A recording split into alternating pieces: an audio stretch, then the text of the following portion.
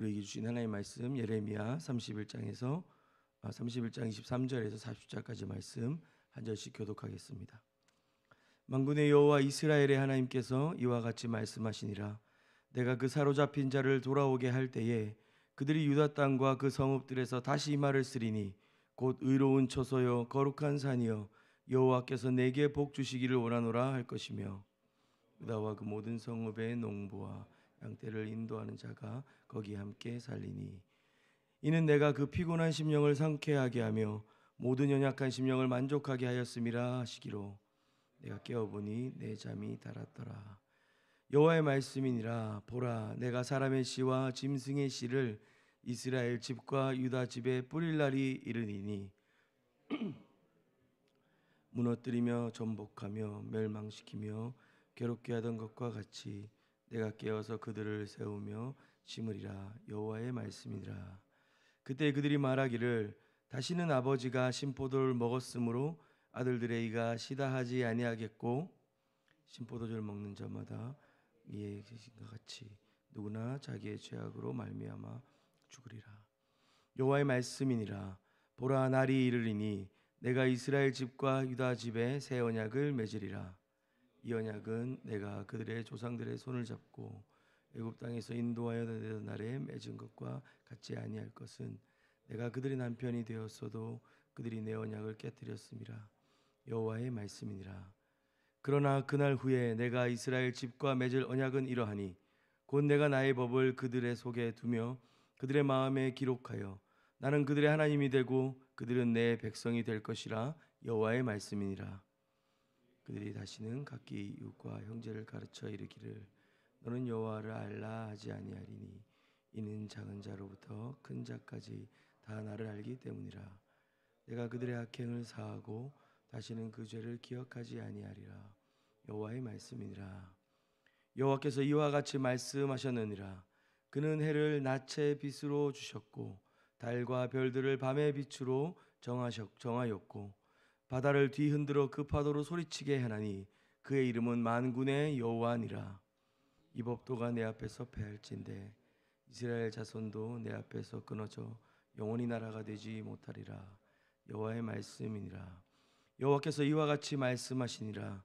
위에 있는 하늘을 측량할 수 있으며 밑에 있는 땅의 기초를 탐지할 수 있다면 내가 이스라엘 자손이 행한 모든 일로 말미암아 그들을 다 버리리라. 여호와의 말씀이니라. 보라, 날이 이르리니 이 성은 하나님의 망대부터 모퉁이 문에 이르기까지 여호와를 위하여 건축될 것이라. 여호와의 말씀이니라. 측량줄이 곧게 가렙 언덕 밑에 이르고 고아로 돌아 시체와 제 모든 골짜기와 기드론 시내에 이르는 모든 고지 곧 동쪽 만문의 모퉁이에 이르기까지 여호와의 거룩한 곳이니라. 영원히 다시는 뽑거나 전복하지 못할 것이니라. 아멘. 우리는 31장 말씀을 계속 보고 있습니다. 예레미야서에서는 좀 특별한 주제의 메시지들을 선포한 이후에 좀 요약하고 정리해서 좀 반복하는 경우가 있는데요. 오늘 23절에서 30절까지 말씀이 그러합니다. 26절에 보면 예레미야가 말합니다. 내가 깨어보니 내 잠이 달았더라. 아마 어떤 환상 중에 혹은 실제로 잠이 들었던 중에 예레미야에게 하나님께서 말씀하셨던 것들이 아닐까 싶습니다.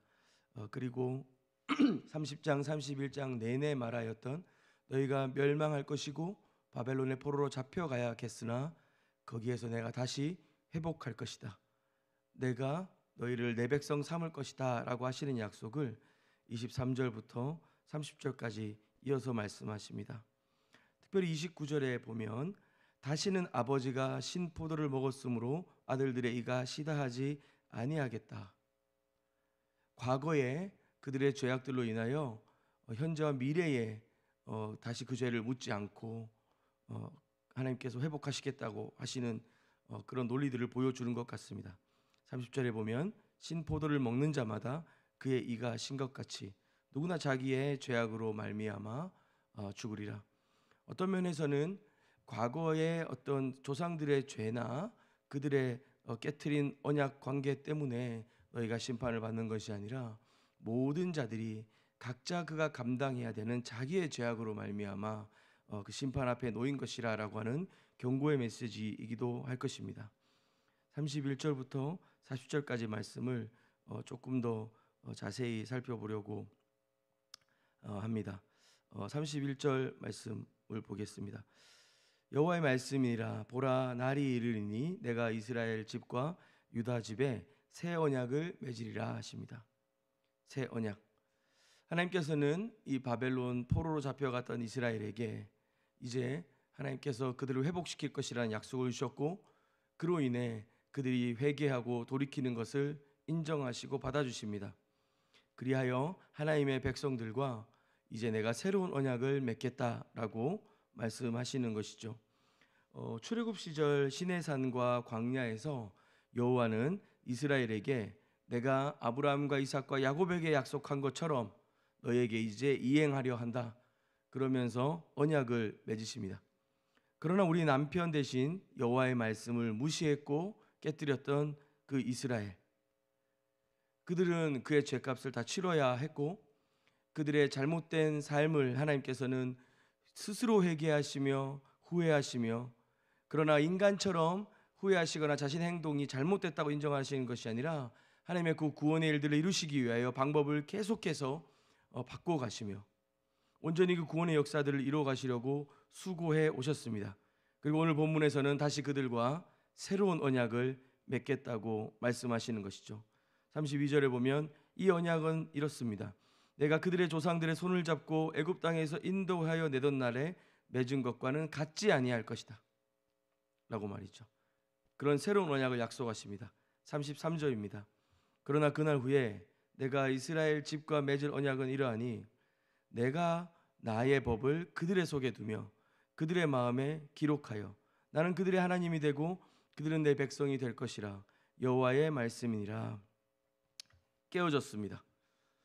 사실상 지금 여기서 하나님은 예레미야를 통해서 내가 출애굽 시절에 맺은 언약과는 다르다라고 말씀하셨습니다. 그러나 뒤에 내용들을 살펴보고 또 우리가 익히 아는 바 주님이 새롭게 맺으신 언약은 동일합니다. 회개와 순종을 요구하시고 또 주님은 우리의 하나님 되시며 우리의 삶의 주인 되기를 원하신다는 것이죠. 그런데 33절에 보면 어떤 것이 다른가 우리가 발견할 수 있는데 내가 나의 법을 그들의 속에 두며 그들의 마음에 기록하게 하시겠다고 했습니다. 예레미야를 통해 주어졌던 이 심판과 경고들, 그 깨어진 언약에 대해 이스라엘이 감당해야 되는 시간들이었습니다. 그러나 여호와는 다시 나는 그들의 하나님이 되고 그들은 내 백성이 될 것이라고 언약적인 관계를 또 선포하십니다. 지금껏 그래왔듯 이스라엘의 이 절망적인 상황들 속에 주어지는 약속이라는 것은 하나님의 새로운 행동, 하나님의 주도적인 일하심에 근거할 것입니다. 포로에서 돌아오게 될 것이고 이스라엘이 회복될 것입니다. 신명기 30장 6절에 보면 내 하나님 여호와께서 내 마음과 내 자손의 마음에 할례를 베푸사 너로 마음을 다하며 뜻을 다하여 내 하나님 여호와를 사랑하게 하사 너로 생명을 얻게 하실 것이며, 우리가 이 언약을 깨트리거나 약속을 망가뜨렸을 때 그 약속에 그 계약에 방해가 됐던 그 깨트린 쪽에게 요구하고 값을 물리는 것이 있습니다. 이 하나님과 언약 속에서는 회개와 순종일 것입니다. 그러나 이스라엘의 삶은 어땠습니까? 이조차 이스라엘은 스스로 행할 수 없었습니다. 하나님의 은혜는 이처럼 율법이 요구하시는 것을 먼저 주시며 새롭게 일하시며 주도적으로 일하시는 하나님의 은혜인 것입니다. 예레미야로부터 주시는 새로운 언약도 그렇습니다. 출애굽 때와 다르다라고 말씀하시는데요, 이들에게 그것이 새로울 수 있는 이유는 여전히 하나님이 그들에게 주인 되시고 자기 백성 삼으시기 때문입니다. 다시 한번 읽겠습니다. 곧 내가 나의 법을 그들의 속에 두며 그들의 마음에 기록하시겠다 하셨습니다. 하나님을 향한 순종, 하나님을 향한 그 말씀의 순종이 우리 마음에 내면화되는 것을 말합니다. 사실상 오늘날 사람들은 마음이라고 한다면 감정을 많이 생각하게 됩니다. 마음이 움직인다라고 하는 것은 우리의 감정의 상태, 우리의 기호의 상태, 어떤 선호의 상태를 말하기도 합니다. 자주 변하는 것이죠. 그러나 고대 이스라엘 사람들에게 이 마음이라고 하는 것은 그들의 의사결정의 핵심 장소였습니다. 의지의 자리였던 것입니다. 생각하고 선택하고 결정하는 곳이었습니다. 우리는 뇌라고 하는 기관을 통하여서 이해하고 감정이 움직이고 그것을 마음이라고 생각하죠. 그리고 손발, 몸이 움직여야 전인격이 감동하여 움직인다고 생각합니다. 이스라엘 사람들은 그것을 마음이라고 생각했습니다. 이해하고 판단하고 결정할 수 있는 것을 마음이라고 했던 것이죠. 율법을 읽는 일, 율법을 따르는 일, 그리고 예배를 열심히 드리는 일, 제사를 열심히 드리는 일, 그런 일에 전심을 다할 것이 아니라 지금 하나님은 말씀하시는 겁니다. 그 법을, 그 말씀을 네 마음에 두고 마음에 기록해라 라고 하는 것이죠. 이것은 그 말씀으로, 그 법으로 인하여 비롯되고 기동되고 움직이는 그 힘으로 살아가야 된다고 하는 것입니다. 오늘날 우리의 표현으로 한다면 하나님의 기준, 하나님의 방식으로 살아가야 된다고 하는 것이죠. 먼저 말씀드린 것처럼 신명기에도 말하고 있습니다. 이스라엘은 스스로 회개하거나 스스로 마음을 돌이킬 만한 능력이 없었습니다. 그러나 하나님께서 은혜를 베푸셔서 그들로 하여금 회개할 수 있게 하셨고 그들로 하나님을 선택할 수 있도록 인도하셨습니다. 이제 우리는 우리의 어떤 외적인 행동이나 우리의 어떤 말씀을 많이 읽는 그런 예배 횟수나 빈도가 아니라 그 말씀이 요구하는 대로, 그 말씀이 우리의 삶과 마음들을 움직이는 대로 살아가야 한다는 것입니다. 그 사람의 삶의 기준과 삶의 방식이 그 마음에 말씀이 담겨져 있는지, 말씀이 기록되어져 있는지를 들여다보게 한다는 것이죠. 그리고 33절 하반절입니다. 나는 그들의 하나님이 되고 그들은 내 백성이 될 것이라. 여호와의 말씀이니라. 사실 언약관계의 핵심입니다. 계속해서 반복되고 있죠. 우리는 하나님의 백성이라서 순종해야만 합니다. 그러나 동시에 하나님의 백성이라서 살아갈 수 있는 것입니다. 34절 말씀에 보면 그들이 다시는 각기 이웃과 형제를 가르쳐 이르기를 너는 여호와를 알라 하지 아니하리니 이는 작은 자로부터 큰 자까지 다 나를 알기 때문이라. 작은 자로부터 큰 자까지 다 안다라고 하는 것은 모든 사람이 안다, 모든 백성이 안다, 이런 뜻입니다. 이웃과 형제를 가르쳐 여호와를 알라 할 일이 없을 것이다. 모든 사람들이 다 알기 때문이다. 하나님을 안다라고 하는 것은 단순히 우리의 지적인 이해나 동의만을 말하는 것이 아닙니다. 그분을 참 하나님으로 인정하고 그분을 우리의 삶의 중심에 두는 것이며 그분을 향한 사랑과 충성과 순종을 통해 그 하나님과 인격적인 관계를 맺어가는 것입니다. 히브리어로는 야다라고 하는 단어를 쓰면서 경험하여 알고 그리고 맛보아 아는 것을 의미하기도 하죠. 이것은 우리의 삶이나 실천이나 성품, 행동, 신앙, 어떤 예배, 어떤 개인적인 신앙의 어떤 형태뿐만 아니라 인간관계 전반에서 그 하나님의 성품, 그 말씀으로부터 비롯되는 하나님의 성품이 나타나야 한다는 것을 보여주는 것입니다. 공동체로 드러나야 한다는 것이죠. 개인의 성품의 문제가 아니라는 것입니다. 사실상 우리 시대의 문제는 그런 것들이 많이 있는 것 같습니다. 우리는 옳은 일과 정의로운 일들이 무엇인지 압니다. 가난하고 궁핍한 자, 나그네를 대접해야 한다는 사실들을 말씀을 통해 알고 있습니다. 그리고 우리도 또한 그런 하나님의 은혜와 용서를 받은 자라는 사실들을 알고 있습니다. 그 일에 감격하고 그 사랑을 고백하고 노래하지만 개인의 감상과 개인의 감정과 개인의 신앙과 개인의 안위에 머무를 때가 많이 있습니다.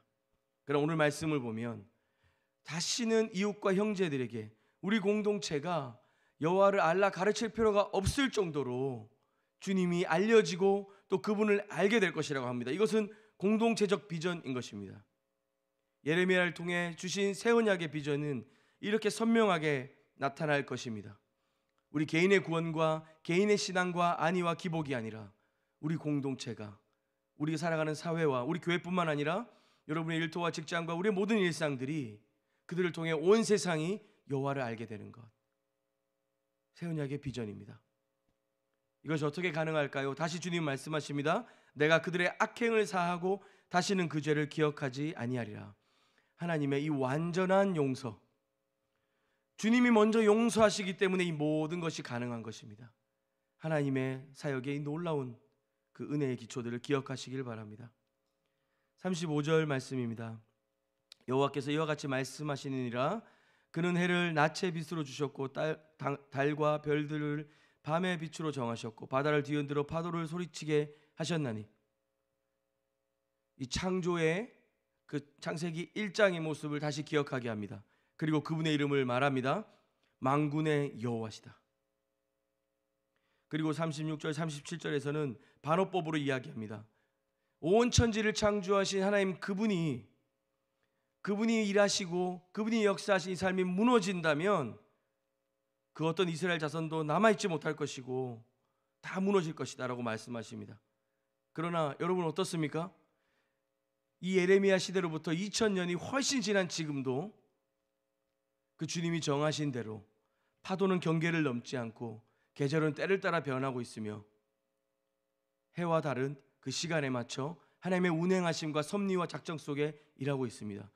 그 만군의 하나님 여호와께서 여전히 우리와 함께 하시고 그분만 홀로 진리 되시며 서 계십니다.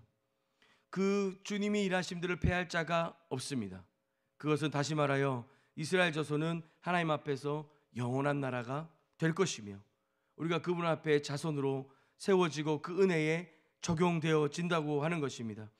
당시의 사람들은 하늘과 달, 별들은 불변의 존재로 여겼지만 그런 것들은 하나님 손 안에 있는 것입니다. 하나님께서 그 약속 안에 두셨고 주님이 그 섭리 안에 일하고 계시다는 것, 그분이 역사하시고 일하시는 것을 통하여 우리는 여전히 그분이 우리 하나님 되시는 것을 또 발견하는 것입니다. 말씀을 마무리합니다. 38절인데 보라 날이 이르리니 이 성은 하나님의 망대로부터 모퉁이에 이르기까지 여호와를 위하여 건축될 것이라. 여호와의 말씀이니라. 측량줄이 곧게 가렛 언덕 밑에 이르고 고아로 돌아와 시체와 죄의 모든 골짜기와 기드론 시내에 이르는 모든 고지 곧 동쪽 면문의 모퉁이에 이르기까지 여호와의 거룩한 곳이니라. 영원히 다시는 뽑거나 전복하지 못할 것이니라. 이 새 언약을 통하여 하나님께서 이미 주셨던 약속들, 땅과 백성과 그리고 하나님의 주권과 또 이 예루살렘과 성전에 대한 약속들, 우리가 그것들을 생각해 본다면 이 새 언약의 마지막은 새로운 성전에 대한 이야기로 마무리돼야 될 것인데 오늘은 성전에 대한 이야기보다는 성 이야기로 마무리됩니다. 사실상 이 예루살렘은 또 무너집니다. 영원히 다시 뽑히거나 전복되지 못할 것이라고 말하고 있지만 나중에 BC 586년에 이미 무너졌던 예루살렘, 함락됐던 예루살렘 성전이 다시 회복되어집니다. 그러나 주후 70년경에는 로마를 군대를 통해서 다시 무너지게 되죠. 주님의 말씀이 틀린 것일까요? 예레미야의 예언이 망가진 것일까요? 우리에게는 새 언약의 완전한 비전이신 예수 그리스도가 계시기 때문에 우리의 일상과 우리의 삶 속에서는 여전히 죄 용서가 필요하고 우리가 끝없이 쌓아내는 제단과 하나님께 예배하는 것들이 삶이 우리를 지켜주지 못하는 우리의 일상들을 보게 될 때 하나님이 잘못됐고 기독교 신앙이 잘못됐고 말씀이 힘이 없는 것처럼 여겨지지만 무너지지 않고 뽑히지 않으시며 영원한 이스라엘의 자손 되시고 그 씨로 하나님의 주권과 나라를 이루시며 완성시키시는 예수 그리스도, 그분을 통해 우리에게는 주님이 약속하신 이 새 언약이 완성됩니다. 우리는 신실하지 못합니다. 말씀을 순종하지 못하고요. 주님이 아무리 은혜를 주셔도 그 은혜의 감정에 빠지긴 하지만 은혜로 인해 의지와 삶이 바뀌지 않을 때가 많습니다. 그러나 여러분, 우리가 이러한 세속적인 어떤 삶 속에서 때로 무너지고 넘어질지라도 하나님이 우리를 징계하시는 것 같고 우리를 저 어두운 자리로 내모는 것 같으시지만 주님은 다시 우리를 용서하시고 부르시고 은혜의 자리로 초청하시는 것 또한 우리가 믿습니다. 어떻게 그것이 가능할까요? 예수 그리스도를 믿는 믿음 안에서 성령이 우리 안에 계시고 그분이 이 새 언약을 우리의 마음 가운데 친히 역사하시고 작동하게 하시며 그리스도의 십자가의 은혜와 이 말씀에 뿌리 박히게 하여서 결국 이 새 언약의 비전이 우리 삶에 성취되게 하시는 것입니다. 그런 저와 여러분의 그리스도와 동행하며 성령이 은혜 주시는 하루의 삶이 되었으면 좋겠습니다. 함께 기도하겠습니다. 사랑하는 주님, 감사합니다. 죄 많고 연약한 우리를 기억하여 주시고 은혜와 사랑으로 붙잡아 주시고 먼저 용서하여 주시며 주님의 그 사랑의 품에 안전하게 두신 것을 찬양하고 경배합니다. 또한 우리의 영적인 실상과 우리의 삶을 들여다볼 때 그 은혜와 사랑이 합당치 못함에도 불구하고 그리스도의 놀라우신 사랑이 다시 우리를 이 자리로 부르시는 것을 감사합니다. 다시 한번 성령님 의지합니다. 기도보다 성령보다 앞서지 않게 하시고 오늘 하루 주님 그 말씀이 우리의 삶에 작동하며 일하시고 역사하시며 그렇게 은혜로 나타날 수 있는 것을 보게 하여 주시옵소서. 사랑합니다. 예수님 이름으로 기도합니다. 아멘. 우리 같이 먼저 기도할 때요, 하나님의 용서하심들을 좀 감사하는 기도를 드렸으면 좋겠습니다. 우리 어떠한 모습, 우리 어떠한 숨겨진 죄악에도 불구하고 주님 우리를 용서하시고 하나님 마음을 바꾸시며 돌이켜 우리를 찾아오시는 분이십니다. 두 번째로 기도할 때 이 용서에 근거하여 다시 하나님 앞에 담대히 은혜를 구했으면 좋겠습니다. 오늘 하루 살아가는 동안에 성령께서 우리와 동행하시며 우리의 삶과 사역의 원동력이 주님과의 그 친밀함 속에 있는 것을, 말씀이 우리 안에 작동하고 역사하시는 것을 경험하는 저와 여러분이 되도록 그 은혜를 구하며 기도하신 후에 개인적인 기도로 주님 앞에 더 깊이 나아가도록 하겠습니다. 함께 기도하겠습니다.